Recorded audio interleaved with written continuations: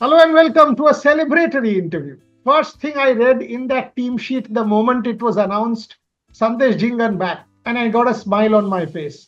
पाजी जनवरी से बहुत बहुत दिन हो गया यार. बीच में हम लोग 50 बार एक ही सवाल में आपसे पूछता रहता था, कब आओगे, कब आओगे.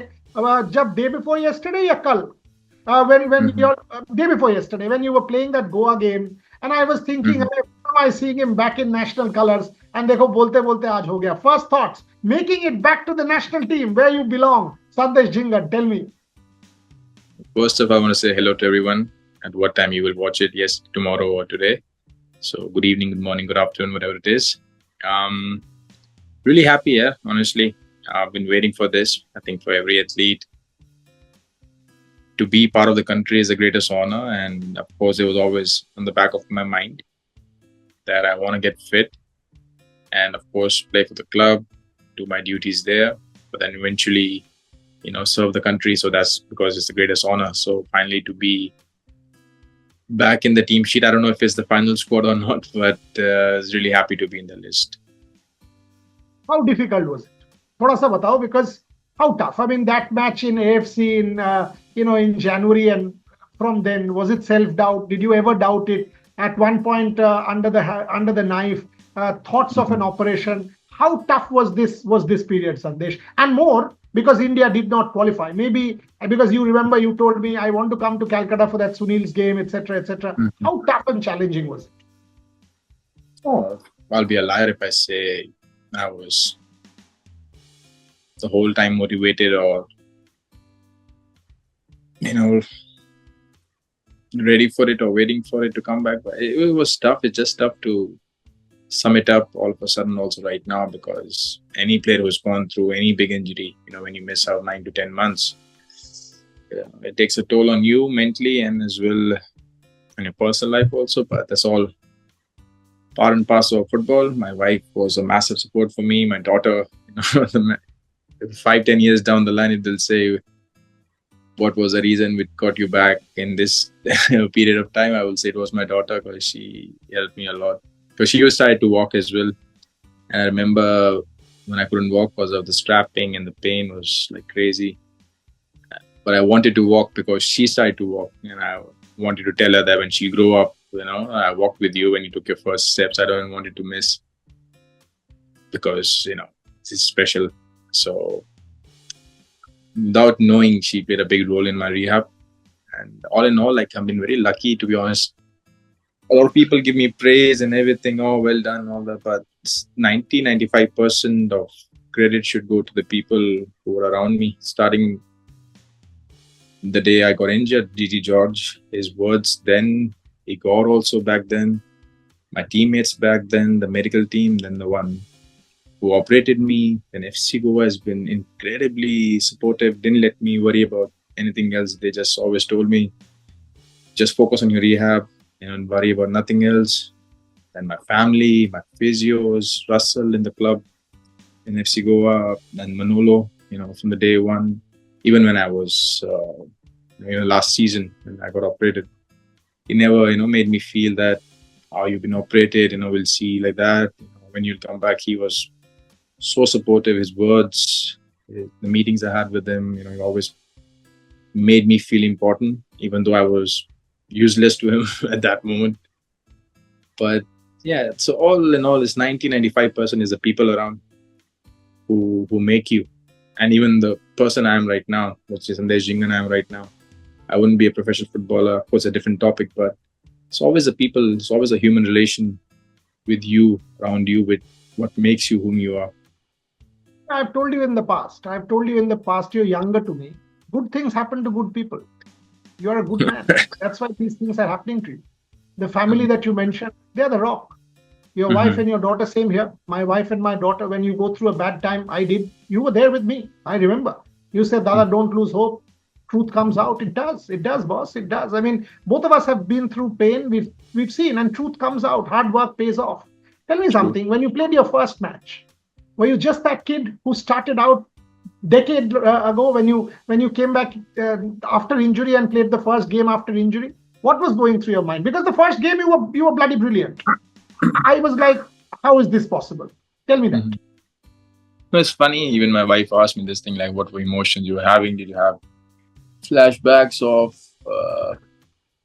all that time and everything? But strangely, nothing. Like, I don't know. It's maybe of experience of playing so many games. But I always, even when I was in 2021, I always tried to avoid emotions. I don't know why I started doing that.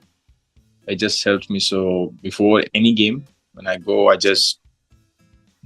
it sounds stupid though, it sounds not very movie-like, but I stay numb to all emotions. I just look at it as a game, look at it as my duty, whatever it takes to win. That's it. I know it sounds boring, but I'm totally numb to all emotions. When after the game, I think that thing happened after many years, I would say. Like, usually when the game finishes, I offer praise to the God, that thanks for the game and that I will be able to walk out on my own. And I usually get up straight away, if you notice. But this time I just couldn't get up. I just lost control of my emotions. And it was the first time I was just lying on the pitch. If you'll see the video also, my head was down and I couldn't look up because I didn't want to show anyone my face. And for 1 minute, 1.5, I was just there. And the only thought came to my mind was of my family. And I straight away ran to see my daughter because she was in the stands with my missus. So yeah, after the game, there were many emotions, but before the game, it's kind of a training just to stay numb to emotions, because for me, emotions before a game don't work that well. Just for me, for others may be different.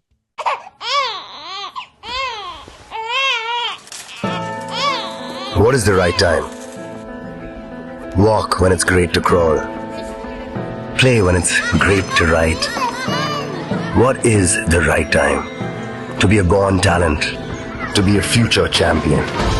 To walk alone. Playing under 16 at 12. Facing 20,000 balls with a half-grown spine. What is the right time? Too little to be selected. Too talented to be rejected. The papers, selectors all asking, what is the right time? The right time, it's when you do it. They say you're too young to play, but you're always old enough to dream. Don't worry about what the future will look like. Just prepare for it. Fearless plans from Aegis Federal Life Insurance help you and your family prepare for the future.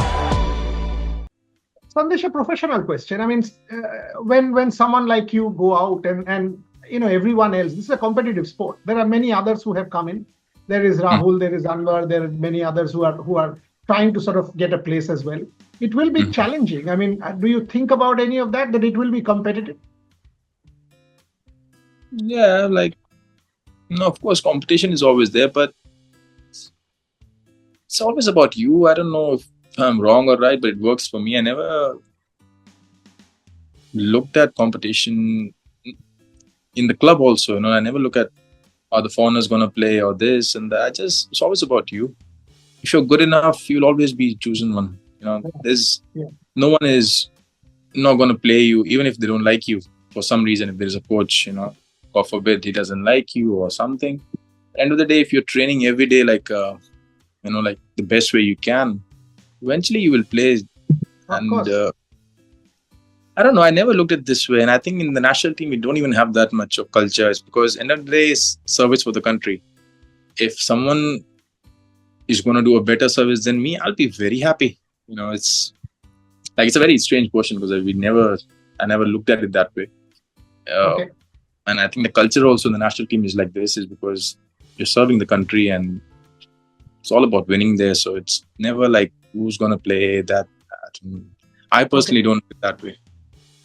Manolo, I mean, you mentioned Manolo and the support clearly. I mean, because he's there at the moment with you in Goa, the club, etc. Bonding must be better. Thoughts on Manolo as a coach? And clearly, this bonding should help. As a coach, words, it's tough one because he's a national team coach. So we know the past 3-4 years so what he's done in the past 3-4 years in club level made him become the national team level. So he's done a remarkable job. I've said this before also. Now the interviews, the plays he has developed and improved. It's massive, man. I envy him also in certain moments because he surrenders himself totally to football at many moments. And I envy it. I wish I could do it also. But he loves the game. He loves his players. He always supports them. And I remember when I came back from the national duty, when I got injured, he was before first. I wanted to play because I knew it was important games for the club. We were fighting for the shield, and I knew, they're gonna be games. The Afghanistan games were coming up.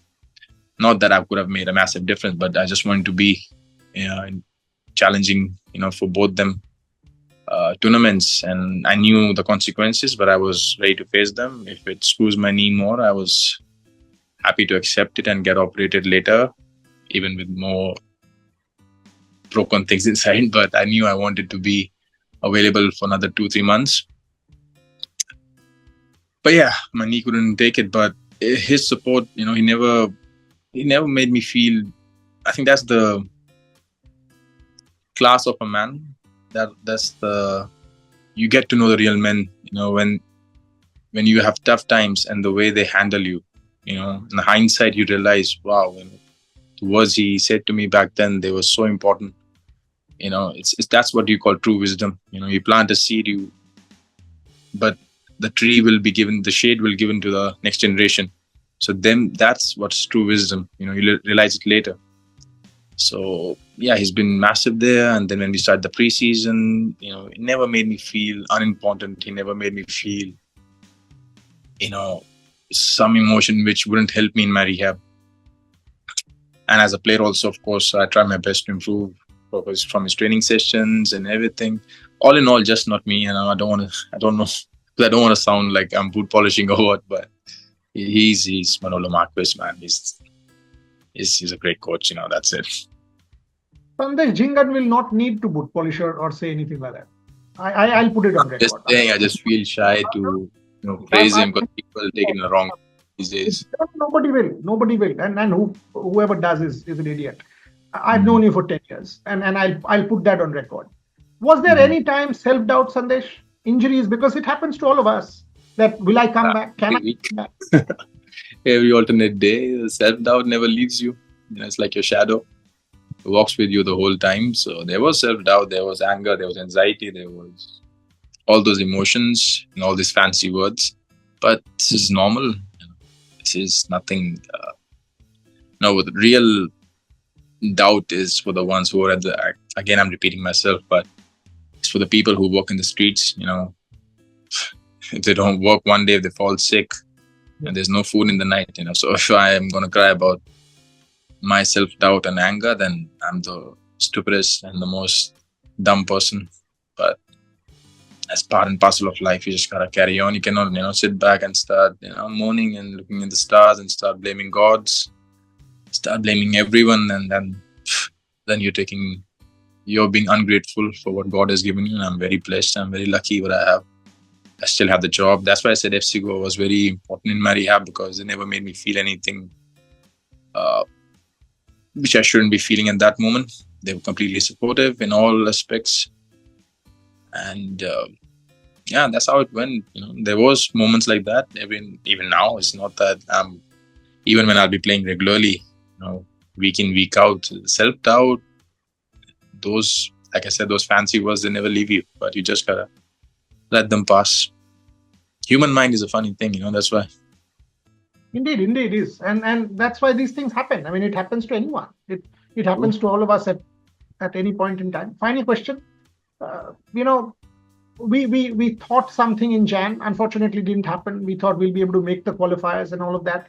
Tough road ahead for the national team. But, when tough challenges come, tough men step up. And you are one. You are one I've seen for the longest time. You've got to get Indian football back on track, Sandesh Jhingan. You've got to do that. Tell me that you are around for the next couple of years to do that, along with Gurpreet and the rest of the boys. True. But we all will have to chip in as a country. I think we're on the right track, especially with the game, which the last one with Vietnam, the second half. I think a lot of people felt good with that. Of course, we have a new manager, and the players, he'll have to adapt to his system. But I'm pretty confident, man, about this next 3-4 years, at least until the next Asian Cup. I'm pretty confident people will be really happy, and we'll all be talking about these days 10, 15 years down the line, that that was a time when everything looked gloomy, maybe to some, but then we came out like heroes, and Indian football changed massively. I'll end there because that's what is expected of you. Nothing less will suffice. Nothing absolutely less will suffice. As a brother, as a friend, as somebody I admire and genuinely like, many congratulations for coming back. Maybe I'm biased. I shouldn't interview you as a journalist because the damn bias comes through. But so be it. Who cares? Thank you very, very much for your time, and many congratulations on making it back. Love you. Thank you so much. You take care.